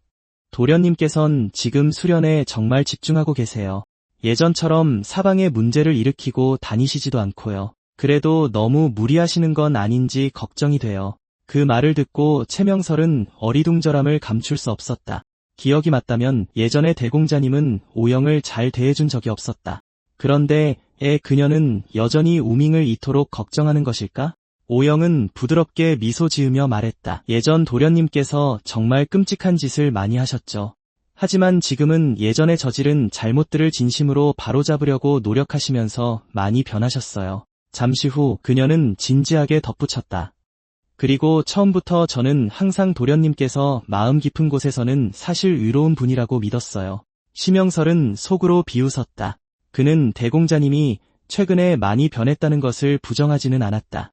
하지만 한 달 만에 사람의 본성이 완전히 바뀔 수 있다는 생각은 여전히 그에게는 터무니없이 들렸다. 하지만 지켜볼수록 그는 점점 더 말이 없어졌다. 우밍의 수련은 너무나도 집중되어 있어 한 가지 동작만을 반복했지만 그의 모든 도약과 내려치기에는 날카롭게 절제된 힘이 담겨 있었다. 얼마 지나지 않아 최명설은 무언가 이상한 점을 발견했다. 우밍이 발을 딛는 정확한 지점은 의도적으로 계산된 듯했다. 휘두르는 높이, 칼날의 각도, 심지어 검을 쥐는 방식까지 모든 것이 가혹할 정도로 정밀했다. 그 어느 것 하나 되는 대로 하는 것이 없었다. 최명설이 잘못 본 것이 아니라면 우밍이 검을 줄 때마다 가장 작은 디테일까지 모두 동일했다. 그 광경은 최명설이 믿었던 모든 것을 거에 뒤엎을 뻔했다. 어떻게 저런 검술이 그 버릇없는 도련님에게서 나올 수 있단 말인가? 그를 더욱 놀라게 한 것은 우밍이 칼을 겨눌 때마다 칼끝이 자신을 똑바로 향하는 것 같았다는 점이다. 그 순간 최명설은 마치 이미 연무장에 서서 우밍과 실전 대결을 벌이는 듯한 착각에 빠졌다. 우밍의 검이 내려왔다. 빛의 칼날이 그의 목을 향해 똑바로 베어 들어오는 것 같았다. 사실 그가 방금 느낀 것은 우밍의 살기가 밖으로 넘쳐 흐르며 만들어낸 압박감일 뿐이었다. 그럼에도 불구하고 그것만으로도 최명설은 거의 숨을 쉴 수 없을 지경이었다. 아직 연무장에 제대로 발을 들여놓지도 않았는데 이미 우밍에게서 뿜어져 나오는 살기에 압도당한 것이다. 그제야 우밍은 최명설이 도착했다는 것을 알아차린 듯했다. 그는 미안한 기색으로 말했다. 꽤 오래 기다리게 해서 미안하군. 그렇지. 그리고 그는 정중하게 고개를 끄덕였다. 만나서 반갑다, 최명설. 최명설은 순간 얼어붙었고 목소리가 어색해졌다. 제 이름을 아십니까? 우밍은 고개를 끄덕이며 차분하게 대답했다. 당연히 내 이름을 기억하고 있다. 언젠가 너는 진가의 진정한 무사가 될 테니. 지금은 모두의 이름을 기억하려 노력하는 중이다. 당연히 최명설은 그 말을 그다지 믿지 않았다. 그의 눈에는 감은 사람들이 너무 많아 모든 이름을 기억하는 것은 불가능해 보였다. 곧 우밍의 시선이 최명설의 얼굴을 가로지르는 흉터에 닿았다. 그는 살짝 미간을 찌푸렸다. 그 흉터는 사고의 결과처럼 보이지 않았다. 고의적으로 보였다. 설마 그것도 천무양이 저지른 짓이란 말인가? 그 말이 나오자마자 최명설의 분노가 타올랐다. 맞습니다. 그는 차갑게 말했다. 제 얼굴의 흉터는 당신이 남긴 것입니다. 그 말을 듣고 우밍은 마침내 모든 것을 이해했다. 어쩐지 이전부터 최명설의 눈에서 노골적인 살기를 간혹 느꼈던 것이다. 만약 그것이 과거의 천무양이 저지른 일이라면 당연히 우밍 자신은 기억하지 못할 것이다. 하지만 이제 현재의 천무양이 되었으니 과거가 남긴 죄와 잘못 또한 그가 짊어져야만 했다. 그 생각에 우밍은 엄숙하게 주먹을 쥐고 낮은 목소리로 말했다. 정말 미안하다. 과거에 내가 저지른 어리석고 잔인한 짓 때문에 너에게 결코 지울 수 없는 흉터를 남겼구나. 일어난 일을 되돌릴 수는 없지만 그래도 너의 용서를 구한다. 그 말이 나오는 순간 그 자리에 있던 다른 두 사람은 모두 깜짝 놀랐다. 두 사람 모두 그에게서 그런 말이 나올 것이라고는 상상도 못했다. 최명설조차도 마음 깊이 흔들렸다. 방금 그것이 정말 진심 어린 사과였을까? 최명설의 기억 속에서 대공자님은 결코 잘못을 인정하는 그런 사람이 아니었다. 그는 다른 사람에게 책임을 떠넘기거나 오히려 상대를 비난하기 일쑤였다. 그런데 지금 그 오만하고 거만한 남자가 자신의 앞에서 고개를 숙이고 사과하고 있었다. 설마 무영이 했던 모든 말이 사실이었단 말인가? 그 생각에 최명설은 천천히 찻잔을 내려놓고 조용히 말했다. 이번엔 내가 졌다. 우밍은 진심으로 어리둥절한 표정을 지었다. 하지만 우린 시작도 안 했잖아. 왜 벌써 패배를 인정하는 거지? 최명설은 더 이상 설명하지 않고 낮은 목소리로 말했다. 오늘 내가 진 건 맞다. 하지만 언제 다시 너에게 도전할지 이미 정해두었다. 그날이 오면 거절할 수 없을 것이다. 그 말을 남기고 그는 몸을 돌려 떠났다. 그의 뒷모습을 보며 우밍은 살짝 미소 짓지 않을 수 없었다. 그렇다면 최명설이 사과를 받아들였다는 뜻인가? 아주 잠깐 우밍은 그가 웃는 것을 본 것 같다고 생각했다. 사실 최명설은 한 번도 웃지 않았다. 무영은 그저 우밍을 실망시키고 싶지 않아서 아무 말도 하지 않았다. 그 순간 우밍은 무영에게 물어볼 것이 있다는 것을 문득 떠올렸다. 그는 그녀에게 종이를 준비해서 과거 천무양이 저지른 모든 죄를 하나도 빠짐없이 과장도 없이 적으라고 말했다. 무영은 잠시 굳었다가 딱딱하게 고개를 끄덕였다. 마음속으로 우밍은 진정한 속죄는 과거의 잘못들을 하나씩 바로잡는 것에서만 시작될 수 있다고 다짐했다. 그것이 바로 오늘날의 천무양이 해야 할 일이었다. 다음 날부터 매일의 대련은 일상이 되었다. 그리고 그 끊임없는 실전을 통해 우밍은 전투에 점점 더 익숙해졌다. 가문의 평범한 무사들은 더 이상 그를 위협하기에 충분하지 않았다. 다시 한번 우밍은 공중으로 높이 뛰어올랐다. 그는 자신에게 도전해오는 모든 이에게 이수기를 꺾었던 그 초식을 사용하기로 이미 마음먹었다. 매일같이 이어지는 대련을 통해 그의 검술은 눈에 보일 정도로 빠르게 향상되었다. 그리고 그에게 패배한 사람들은 모두 똑같은 결점을 공유하는 듯했다. 그들은 경계를 늦추지 않으면 반드시 그를 이길 수 있다고 믿었다. 한편 무영은 그 점에 대해 화가 났다. 그녀는 불쑥 내뱉지 않을 수 없었다. 우리 도련님은 강하시다. 너희 중 누구도 그분의 단 한 초식조차 막아내지 못한다. 그 말을 듣고 방금 패배한 남자 역시 생각에 잠겼다. 지난 2달간의 우밍의 노력을 돌이켜보며 그는 그렇게 짧은 시간에 그토록 극적으로 변한 사람을 본 적이 없다는 것을 문득 깨달았다. 사람이 정말 그렇게까지 변할 수 있다는 것은 믿기 어려웠기 때문에 그 생각은 그를 깊이 흔들었다. 결국 그는 나지막이 중얼거렸다. 도련님, 정말 변하셨군.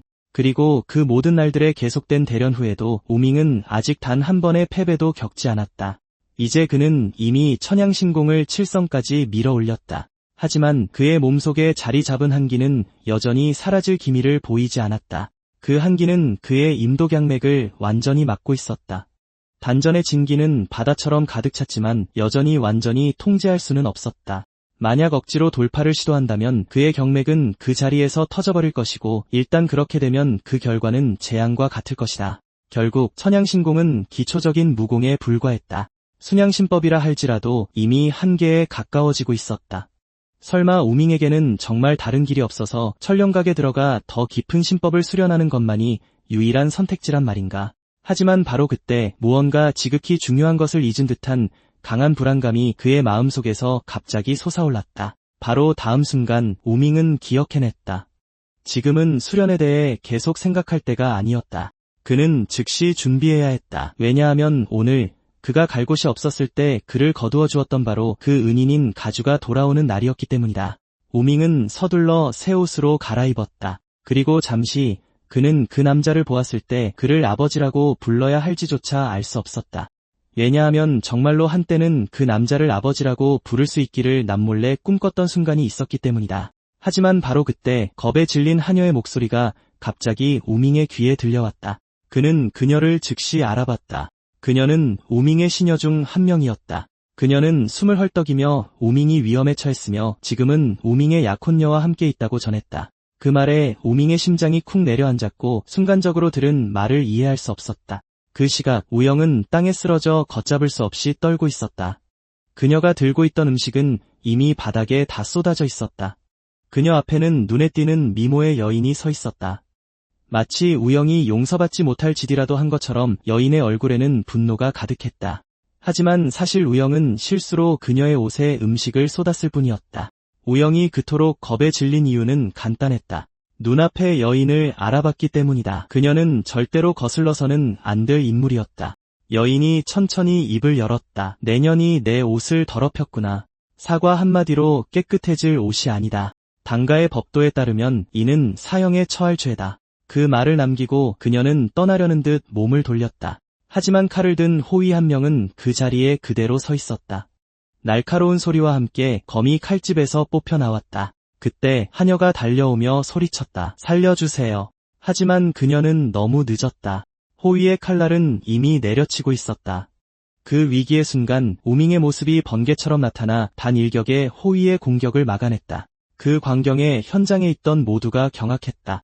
감히 당가에 일에 끼어들 사람이 있으리라고는 아무도 예상하지 못했다. 그리고 그 순간 우밍의 눈빛은 무섭도록 차가웠다. 다른 이들도 즉시 무기를 뽑아들고 함께 달려들 준비를 했다. 하지만 우밍은 가볍게 말했을 뿐이다. 지금 무슨 짓을 하는 건지 알고는 있는가? 그의 약혼녀가 그를 알아보지 못한 것은 분명했다. 그녀는 차갑게 물었다. 감히 당가의 일에 끼어들다니. 넌 누구냐? 우밍은 침착하게 대답했다. 나는 천가의 대공자 천무양이다. 그 말을 듣자 여인은 갑자기 부드럽게 웃었다. 만나서 반가워요. 우리는 초계 당문에서 왔습니다. 그리고 우밍 앞에 서 있는 여인은 바로 당문의 귀한 딸 당소혜였다. 그 이름을 듣는 순간 우밍의 심장이 꽉 조여들었다. 전생에 그녀는 천무양의 아내였고 무림에서 빙화로 알려져 있었다. 당소혜는 눈부신 미모와 막강한 힘 그리고 무자비한 교활함을 한 몸에 지닌 위험한 여자였다. 그때 천가의 가주가 직접 초계 당문에 혼담을 넣었다. 당문은 독과 해독제에 집착했다. 그리고 천무양의 몸이 상충하는 영약들로 망가졌기 때문에 가문에서는 당문이 그를 치료할 수 있을지도 모른다고 믿었다. 당문 또한 중원으로 세력을 확장하는 데 필요한 기회였기에 그 혼담을 기꺼이 받아들였다. 아마 그래서 신부 복장으로 온 당문의 여인이 그 실망스러운 첫 만남을 그렇게나 침착하게 받아들였을 것이다. 그리고 혼사가 급하게 성사된 후 가주는 실제로 천무양의 상태가 약간 호전되는 것을 보았다. 그래서 당가를 대하는 그의 태도가 전례 없이 부드러워졌던 것이다. 하지만 당문은 오래전부터 천가를 중원 진출을 위한 발판으로 여겼다. 그리고 당소혜의 혼인은 천가 몰락의 시작이 되었다. 우밍이 결코 예상하지 못했던 것은 이제 그녀가 우영의 목숨까지 원한다는 것이었다. 우밍은 그녀를 차가운 시선으로 응시하며 낮은 목소리로 물었다. 단도직입적으로 묻지. 방금 무슨 짓을 했는지 알고는 있는 건가? 당소혜는 무미건조하게 대답했다. 내 하녀가 내 옷을 더럽혔으니 그 목을 베려던 참이다. 땅에 주저앉은 채 우영은 충격으로 완전히 멍해졌다. 그 말을 듣는 순간 우밍의 분노가 치밀어 올랐다. 그런 하찮은 이유로 천가의 하녀를 죽이려 했다는 건가? 당소혜는 입술을 가리며 나지막이 웃었다. 대공자께서는 하녀만 보이고 그녀가 망친 옷의 가치는 보이지 않으시나 보군요. 하긴 당신에겐 그런 건 아무 의미도 없겠지만요. 당신은 변명이라 부르지만 나는 아니다. 만약 음식이 아니라 독을 쏟았다면 어쩔 뻔했지? 하녀로 위장한 암살자였다면 어쩔 뻔했는가? 당문에는 당문의 법도가 있고 내가 한 일은 당문의 법도에 따른 것일 뿐이다. 하지만 우밍은 그녀가 계속해서 말을 비틀 기회를 주지 않았다. 그는 차갑게 말을 잘랐다. 변명은 집어치워라. 여기는 당문이 아니다. 천가 안에서는 천가의 법도를 따른다. 그리고 그 이상으로 방금 내가 한 짓은 단지 천가의 하녀를 공격한 것이 아니다. 그것은 우리 가문 전체와 내가 지키려는 사람들에 대한 모욕이었다. 당소혜는 싸늘한 미소로 답할 뿐이었다. 당문의 법도를 모욕하는 건 바로 당신이다. 우리가 천가 안에 서 있다고 해서 당문의 권위가 갑자기 사라지는 것은 아니다. 입술을 가볍게 깨물며 그녀는 차갑게 말했다. 당문은 당문의 법을 집행할 것이다. 정말로 우리를 막을 수 있다고 생각한다면 해보시지. 그 말이 떨어지기 무섭게 그녀 뒤에 있던 남자가 천천히 검을 뽑았다. 순식간에 날카로운 검기가 칼날에서 퍼져나갔다. 그것을 본 순간 우밍의 표정이 굳어졌다. 그는 즉시 알아차렸다. 진짜 검기라니 당소혜의 곁에 이런 고수가 있을 줄은 예상하지 못했다. 다음 순간 남자의 검이 그를 향해 내려쳤고 우밍은 급히 자신의 칼을 들어 막는 것 외에는 할 수 있는 게 없었다. 충격이 너무나 거세서 우밍은 내장이 모두 심하게 흔들리는 것 같았다. 그리고 연이어 몇 번의 참격이 빠르게 날아들었다. 남자의 속도는 계속해서 빨라졌고 우밍은 한 걸음 한 걸음 뒤로 밀려날 수밖에 없었다. 그때 우영은 자신이 이미 치명적인 위험에 처했다는 사실을 전혀 모르고 있었다. 그녀의 등 뒤에서 당소혜가 천천히 은침을 꺼내 들었고 그 끝은 소리 없이 우영을 향했다. 그녀가 침에 내력을 불어넣자 그 끝에서 희미한 보라색 가지랑이가 피어올랐다. 틀림없는 독이었다. 한편 우밍은 바로 그 순간 자신의 가장 강력한 일격을 터뜨리고 있었다. 그 초식의 핵심은 상대를 직접 공격하는 것이 아니라 상대의 손에 들린 검을 노리는 것이었다. 우밍이 성공하려던 바로 그 순간 날카로운 금소금이 울리며 그의 손에 있던 검이 깨끗하게 튕겨나갔다. 우밍 자신조차도 순간 얼어붙었다. 그 충격에 손가락이 그렇게 벌어질 줄은 전혀 예상하지 못했다. 그것을 본 호위는 즉시 거리낌 없이 그를 조롱했다. 뭔가 대단한 걸 쓰려는 줄 알았는데 알고 보니 계속해서 똑같은 기본 검술뿐이군. 너와 나의 격차는 너무나도 크다. 그리고 지금 상황을 보아하니 당소혜는 분명 안심한 듯했다. 떠나기 전 그녀는 무심하게 마지막 한마디를 던졌다. 오늘 밤 연회에서 다시 보죠. 그때가 되면 저를 좀 더 부드럽게 대해주셨으면 좋겠네요. 그제야 우밍은 우영이 어느새 땅에 쓰러져 있다는 것을 깨달았다. 그의 얼굴색이 순식간에 변했고 심장이 덜컥 내려앉았다. 무슨 일이 있었던 거지? 그는 당가 일행은 전혀 신경 쓰지 않고 곧장 우영에게로 향했다. 한편 당소에는 나름대로 충격을 받은 상태였다. 그녀는 자신의 약혼자의 신체 상태가 이전에 들었던 것과 어딘가 다르다는 것을 깨달았던 것이다. 만약 청가 가주가 그 사실을 미리 알았다면 애초에 이 혼사를 그렇게 강하게 밀어붙이지 않았을지도 모른다. 그 때문에 그녀는 모든 것을 최대한 철저히 망가뜨려서 이 약혼을 더 이상 되돌릴 수 없게 만들기로 결심했다. 그 생각과 함께 그녀는 부하에게 몸을 돌려 방금 우민과 싸워본 소감이 어땠는지 물었다. 호위는 솔직하게 대답했다. 아직 약합니다. 검술은 제법이지만 내공이 너무 형편없습니다. 저를 빼고도 제 부하 2명만으로도 그를 상대하기에 충분할 겁니다. 당소에는 그 대답에 매우 만족한 듯 가볍게 말했다. 그럼 4명 더 보내. 그리고 무슨 일이 있어도 오늘 밤 연회에 그가 나타나서는 안 돼. 연회. 다른 한편 우밍은 얼굴에 걱정을 가득 담은 채 무영을 쳐다보고 있었다. 자세히 살펴본 후 그는 그녀의 상태가 심각하게 잘못되었다는 것을 금방 깨달았다. 이것은 명백한 중독의 징후였다. 그의 시선은 땅에 흩어진 음식으로 향했다. 그 식사는 원래 자신을 위한 것이었기 때문이다. 그는 심지어 무영이 오늘 음식이 특히 맛있다고 웃으며 말했던 것을 기억했다. 그리고 더 중요한 것은 이번에는 버섯이 아니라 오랫동안 먹어보지 못한 동파육이라는 것이었다. 우밍의 내면의 분노는 거의 억누를 수 없었지만 지금이 복수할 때가 아니라는 것도 알고 있었다. 지금 가장 중요한 것은 먼저 무영을 구하는 것이었다. 오늘 당가가 저지른 모든 일에 대해서는 우밍이 하나하나 빚을 갚아줄 것이었다. 우밍은 뒤에 있는 시녀에게 검을 건네며 조용히 잘 보관해달라고 말했다. 방금 일어난 모든 일은 구석 근처에 숨어있던 뚱뚱한 남자가 똑똑히 보고 있었다.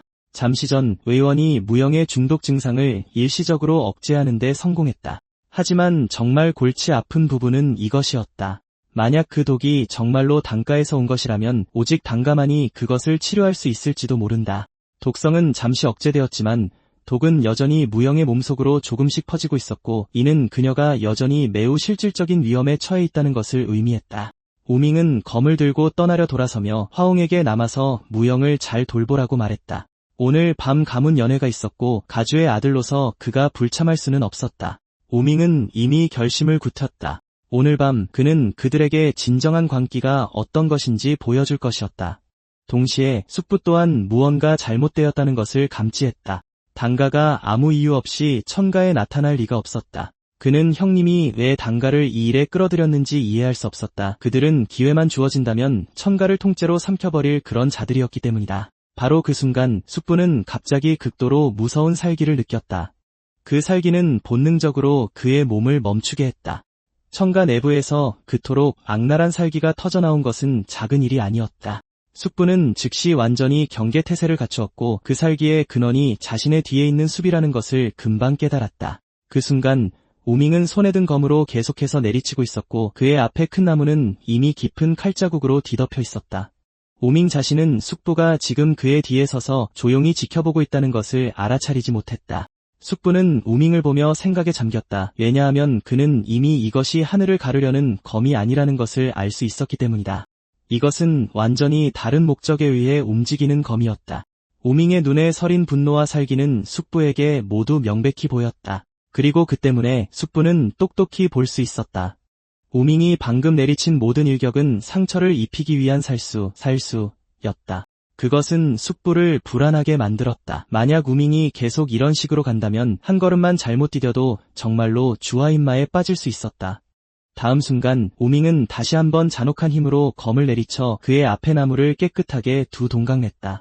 그러나 그런 폭발조차도 그의 내면에서 타오르는 분노를 억누르기에는 충분하지 않았다. 그 빌어먹을 당가. 오늘 밤 우밍은 자신의 분노가 얼마나 무서운지 그들에게 똑똑히 깨닫게 해줄 작정이었다. 그 순간 숙부가 마침내 입을 열었다. 하늘을 떠돌고 싶다고 하지 않았느냐? 그런데 지금 내가 하는 짓이라곤 고작 나무 몇 그루에 화풀이하는 것뿐이구나. 그는 우밍에게 도대체 무엇 때문에 그렇게 화가 났는지 물었다. 긴 침묵 끝에 우밍은 마침내 그에게 마음속 진실을 털어놓았다. 지금 제가 너무 약하기 때문입니다. 아무것도 할 수 없을 만큼 약해서 그래서 화가 납니다. 그리고 그 약함 때문에 제가 지키고 싶은 사람들이 다치고 있습니다. 제가 정말 그들을 지키고 싶다면 더 강해져야만 합니다. 숙부는 우밍이 나의 사람들이라고 말했을 때 그 의미를 분명히 이해하지 못했다. 그래서 우밍은 그를 보며 말했다. 제가 지키고 보살피고 싶은 사람들 말입니다. 그들은 이곳에서 해를 입어서는 안 되며 저는 제 모든 힘을 다해 그들을 안전하게 지킬 겁니다. 그 말을 듣고 숙부는 눈에 띄게 움찔했다. 마치 무언가 갑자기 깨달은 듯 그는 중얼거렸다. 그러니까 내가 너의 사람들이라고 할 때는 내 모든 것을 바칠 각오가 된 이들을 말하는 것이구나. 그런 것이냐? 그 생각에 숙부의 입가에 희미한 미소가 서서히 떠올랐다. 마치 이제야 내내 편협했던 사람이 사실은 자신이었을지도 모른다는 것을 깨달은 것 같았다. 다음 순간 숙부의 목소리가 갑자기 날카로워졌다. 회랑에서 내가 천룡검의 용조수를 한 번 본 것만으로 따라 했다고 했지. 내가 다른 검식을 보여주면 그것도 따라 해보겠다고 했고? 좋다. 그럼 지금 나에게 증명해 보여라. 그 말에 우밍은 천천히 고개를 돌려 숙부를 바라보았다. 그는 즉시 대답하지 않았다. 대신 그의 마음속에 한 줄기 부끄러움이 피어올랐다. 용조수는 숙부가 직접 창안하여 천룡검단에 가르친 기술이었다. 다음에 올초식에 관해서는 그것은 숙부가 수년간의 고심 끝에 개발했지만 단 한 번도 누구에게도 전수하지 않은 검식이었다. 숙부의 목소리가 낮아지고 그의 시선은 지독하게 진지해졌다. 이것은 세상에 그 누구도 모르는 검식이다. 배워보고 싶으냐? 그렇다면 감히 용의 영린을 건드리면 어떻게 되는지 한번 보마. 그 말이 떨어지는 순간 숙부의 기세가 폭발했다. 거대한 내공이 해일처럼 그의 몸에서 뿜어져 나왔다.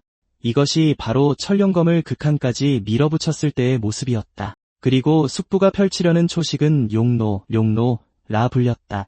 그 순간 우밍은 4-5개의 칼날처럼 날카로운 검기가 자신에게 한꺼번에 집중되는 것을 느꼈다. 그 초식 안에 숨겨진 진정한 살수는 영린폭참, 역린폭참으로 맹렬하고 압도적으로 강력했다. 숙부의 초식이 숲에서 터져나오는 순간 그것이 만들어낸 격렬한 굉음은 꽤 많은 사람들의 주의를 끌었다. 그들은 모두 혼란스럽게 주위를 둘러보며 그 갑작스러운 바람과 검압의 폭풍이 어디서 왔는지 이해할 수 없었다. 다만 그것이 소가주님이 계신 방향에서 오는 것 같다는 점만 빼고는 짧은 논의 끝에 그들 중 몇몇은 즉시 그곳으로 가서 조사하기로 결정했다. 그들은 미리 준비해둔 여벌의 옷을 숨겼다. 그리고 무슨 일이 있어도 연회가 시작되기 전에 천가의 소가주를 처리해야 했다. 그것이 그들의 임무였다. 그들 중 하나가 옷에서 작은 병을 꺼냈다. 그것은 당가의 대소저가 그들에게 준 약이었다. 일단 투여되면 며칠 동안 사람을 움직이지 못하게 만들 것이다. 그러면서도 겉으로 보이는 증상은 술에 취한 것과 다르지 않을 것이다. 그들이 장면을 제대로 연출해서 천무양이 단순히 술에 취해 기절한 것처럼 보이게만 한다면 의원조차 이상한 점을 눈치채지 못할 수도 있었다. 임무는 완수될 것이다. 그리고 그때가 되면 설령 나중에 천무양이 수련생들에게 습격당했다고 주장한들 누가 그를 믿겠는가? 어쨌든 그들이 이것을 위해 준비한 위장은 흠잡을 데가 없었으니까. 한편 우밍은 숙부의 공격 여파에 살짝 스쳤을 뿐이었다. 그런데도 그의 옷자락에는 이미 용의 발톱 자국처럼 여러 군데가 찢어져 있었다. 그는 쓴웃음을 지을 수밖에 없었다. 숙부님, 설마 목표물과 함께 가족까지 죽일 셈은 아니시겠죠? 그렇죠. 하지만 뒤를 돌아보자 그의 뒤에 있던 나무들이 이미 깔끔하게 두 동강 나 있었다. 숙부가 천천히 입을 열었다. 이제 영린참과 용조공의 차이를 알겠느냐? 검객이 자신의 무기에 진정으로 익숙해지면 검이 자기 몸의 일부라는 착각을 하게 된다. 용조공은 바로 그 착각을 이용하는 기술이다. 대부분은 검을 강제로 신체 인식에서 떼어낼 수 있다는 생각을 못하지. 무모하게 돌진했다간 손에서 무기를 놓치게 될 것이다. 그것이 용조공의 비결이다. 그렇다 해도 용조공이 완벽한 건 아니다. 힘의 격차가 너무 크면 마찬가지로 실패하게 되지. 그리고 그건 내가 이미 경험으로 알고 있을 테고. 그 말에 우밍의 표정이 살짝 어두워졌다. 얼마 전 그는 훨씬 강한 상대에게 손쉽게 제압당했었다. 하지만 그때 숙부가 말을 이었다. 그 정도 수준의 고수에게도 사각은 있고 영린참은 바로 그곳을 노리도록 만들어졌다. 그제야 우밍은 그 기술이 왜 그토록 무서운지 깨달았다. 그를 보며 숙부가 낮은 목소리로 물었다. 배울 자신 있느냐? 우밍은 깔끔하게 잘려나간 나무들을 돌아보았다. 그리고 한 번에 완벽하게 익히는 것은 거의 불가능하다는 것을 잘 알고 있었다. 그럼에도 그는 확신에 차 대답했다. 오늘 밤 연회가 시작되기 전에 익히겠습니다. 하지만 숙부는 고개를 저었다. 그가 물었던 것은 단순히 기술 그 자체에 대한 것이 아니었다.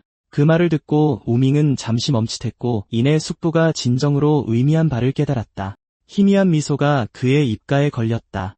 이 숙부는 정말 겉으로는 거칠게 말하면서도 속으로는 깊이 신경 써주는 타입이었다. 그래서 우밍은 엄숙한 목소리로 약속했다. 저는 천가의 모든 사람을 지킬 것입니다. 날카로운 소리와 함께 숙부는 손에 든 검을 거두었다. 그러고는 말했다. 그 말을 들으니 기쁘구나. 이제부터는 내가 실제로 어떻게 하는지 지켜보겠다. 이곳의 분위기는 이미 엉망이군. 전부 저 더러운 쥐새끼들 때문이지. 연회장에서 기다리고 있겠다. 무사히 그곳까지 올 수 있을지는 내 능력에 달렸다. 우밍은 숙부에게 정중히 고개를 숙였다. 사실 그는 숙부의 말이 경고였다는 것을 완벽하게 이해하고 있었다. 그저 우밍에게는 특별히 필요 없는 경고였을 뿐이다. 그는 이미 어둠 속에 숨어있는 쥐들을 눈치챘고 가슴속에 타오르는 분노를 먼저 그들에게 풀 생각이었다. 아니나 다를까 우밍과 숙부가 헤어진 지 얼마 되지 않아 숙부가 말했던 3마리의 쥐새끼들이 조용히 그의 뒤에 나타났다. 발각된 것을 깨닫자 세 남자는 그대로 모습을 드러내며 함께 내려왔다. 앞장선 남자가 예의를 차리는 척 주먹을 쥐고 말했다. 저희는 천가의 수련생일 뿐입니다. 근처에서 수련할 곳을 찾다가 우연히 도련님을 만났습니다. 방해가 되었다면 용서해 주십시오. 우밍은 장단 맞춰줄 생각이 없었다. 그는 그저 세 사람을 차갑게 훑어보며 말했다. 연기는 집어치워. 너희 같은 늙은 얼굴로 감히 수련생인 척을 해? 그 말을 듣고 세 남자 모두 순간 얼어붙었다. 그들은 이 쓰레기 도련님이 이렇게 노골적으로 말할 줄은 전혀 예상하지 못했다. 그들이 몰랐던 것은 우밍이 이미 천가의 모든 수련생들의 얼굴과 이름을 외우고 있었다는 사실이었다. 우밍은 그들을 차갑게 바라보며 말했다. 너희는 천가 사람이 아니잖아. 좋아. 마침 대련할 상대를 찾고 있었거든. 너희들을 땅바닥에 쳐박고 나면 내 놈들이 정확히 누군지 알아내주지. 세 남자의 얼굴이 즉시 어두워졌다.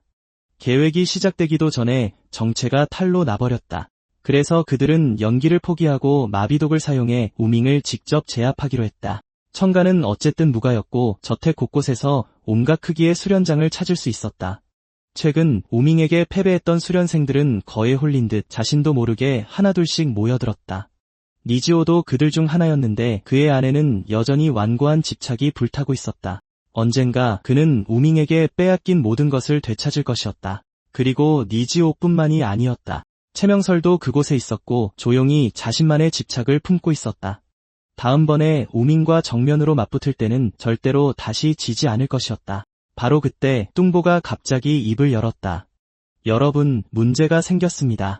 하지만 수련, 원한 혹은 각자의 집착에 너무 사로잡혀 있던 거의 모든 이들이 아무도 신경 쓰지 않았다. 어쩔 수 없이 뚱보가 덧붙였다. 대도련님에 관한 일입니다. 그 말이 나오자마자 날카롭고 적대적인 시선들이 일제히 그에게 꽂혔다. 뚱보는 속으로 한숨을 쉬었다. 아, 이 사람들 정말 그 도련님에게 집착하게 됐구나. 그는 서둘러 말했다. 멍하니 있지 말고 옷 입어. 할 일이 생겼어. 방금 엄청난 걸 봤다고. 같은 시각 우밍은 이미 세 남자와 치열한 전투를 벌이고 있었다. 하지만 그들 셋은 명백히 그의 상대가 되지 못했다. 얼마 지나지 않아 그는 이미 그들을 한 걸음씩 뒤로 몰아붙이고 있었다. 우밍은 무심하게 검을 휘둘러 날아오는 공격을 손쉽게 쳐냈다. 그리고 허리를 날카롭게 비틀어 재빨리 몸을 돌리자 손에 쥔 검집이 조용히 힘을 모았다. 그의 앞에 있던 남자가 반응하기도 전에 우밍의 검집이 그의 아랫배를 강타했다. 그 일격을 맞는 순간 현기증이 머리를 덮쳤고 그의 온몸은 그 자리에서 균형을 잃었다. 우밍은 천천히 숨을 내쉬며 그 모든 소동 끝에 마침내 세 사람을 처리했다고 생각했다. 그 순간 그의 뒤에 있던 남자가 천천히 몸을 일으켜 다시 일어섰다. 그는 상상했던 것보다 우밍이 훨씬 강했기 때문에 속으로 경악했다. 설상가상으로 싸움이 길어질수록 우밍은 전투 중에 더욱 성장하는 것 같았다. 상황을 더욱 악화시킨 것은 그의 손에 든 검이었다. 그것은 당문이 보통 사용하는 종류의 무기와는 전혀 달랐고 그에게는 끔찍하게 부자연스러웠다. 이장은 처음부터 허술했지만 그들의 가장 큰 실수는 도련님의 현재 힘을 심각하게 과소평가한 것이었다. 우밍은 그를 차갑게 쳐다보았다. 말해, 배후가 누구지? 그리고 정확히 노리는 게 뭐냐? 대충 짐작은 가지만 내 입으로 직접 시인하는 걸 듣고 싶군. 남자는 그저 비웃으며 고개를 돌렸다. 내 짐작이 무슨 소용이지? 증거도 없고 우리가 누군지 절대 알아내지 못할 거다. 속으로 비웃었다. 증거? 단가 말고 또 무슨 증거가 필요했겠는가? 이토록 비열한 수법을 쓸 자들이 또 누가 있겠는가? 그 남자의 표정은 그 자리에서 굳어졌다. 그제야 그는 자신의 정체가 이미 탈로 났다는 것을 깨달았다. 우밍은 차갑게 말했다. 내가 청가에 있다는 걸 감안하면 추측하기 어렵지 않지. 최근에 내가 제대로 적을 만든 상대는 너희 단가 놈들 뿐이니까. 너희 개자식들 덕분에 이 혼사는 이제 끝장난 거나 마찬가지야. 하지만 남자는 여전히 굴복하지 않았다. 도련님, 아직 너무 순진하시군요. 하지만 이번에는 우리가 성공할 거라는 예감이 듭니다. 그가 말을 마치자마자 우밍이 폭발적으로 달려들었다. 그는 묵직한 호를 그리며 검을 내리쳐 영린참을 펼쳤다. 그와 동시에 남자도 검을 휘둘러 맞섰다. 이번에야말로 그는 전력을 다해 우밍을 죽이기로 결심했다. 한편 또 다른 은신처에서는 한 외로운 인물이 하늘을 보며 시간을 재고 있었다. 그림자의 움직임으로 보아 약 45분이 이미 흘렀다. 하지만 그가 보낸 새 남자는 아직 돌아오지 않았고 그의 가슴 속에 불안감이 스며들기 시작했다. 정말로 임무가 실패했단 말인가? 만약 그렇다면 모든 흔적을 즉시 파괴해야만 했다. 소가주를 해하려 한 것은 결코 작은 일이 아니었다. 어떤 상황에서도 추적당할 빌미를 남겨서는 안 되었다. 땅에 놓인 여벌의 옷은 깊이 묻는다 해도 훈련된 개들이 결국 냄새를 맡아 찾아낼 것이다. 다른 곳에서는 아까 말했던 청가의 제자가 이미 다른 이들을 모아 하녀가 그 자리에서 처형당할 뻔했던 일에 대해 전부 이야기하고 있었다. 그들 중 한 명이 창백해져 말했다. 그거 딱단가 얘기 같은데 독과 암기로 가장 유명하잖아. 한번 스치기만 해도 죽을 수 있다고. 언제 어떻게 당할지 아무도 모르는 거야. 그래서 자기네 직계 혈통과 닿는 것에 대해 무서울 정도로 엄격한 거지. 실수로 저지른 잘못조차 사형에 처해질 수 있어. 다른 이가 떨리는 목소리로 덧붙였다. 그들을 거스른 사람들은 보통 오래 살지 못한다고 들었는데 이번에 내 눈으로 직접 봤어. 잠시 동안 모두가 눈에 띄게 동요하며 단가와 엮인 누군가와 스치는 것만으로도 재앙이 닥칠까 두려워 무의식적으로 서로에게서 멀어졌다. 그들 중 하나가 나지막이 중얼거렸다. 솔직히 저런 사람들과 정말 한 가족이 된다면 끔찍하군. 우리 같은 하인들은 완전히 주인들 마음대로 살아야 할 테니. 다른 이는 말하지 않을 수 없었다. 내 생각엔 그래도 청가에 있는 게 더 나아. 물론 여기도 규칙은 있지만 적어도 사람 숨통을 조이지는 않잖아. 그래서 난 항상 이곳이 좋았어.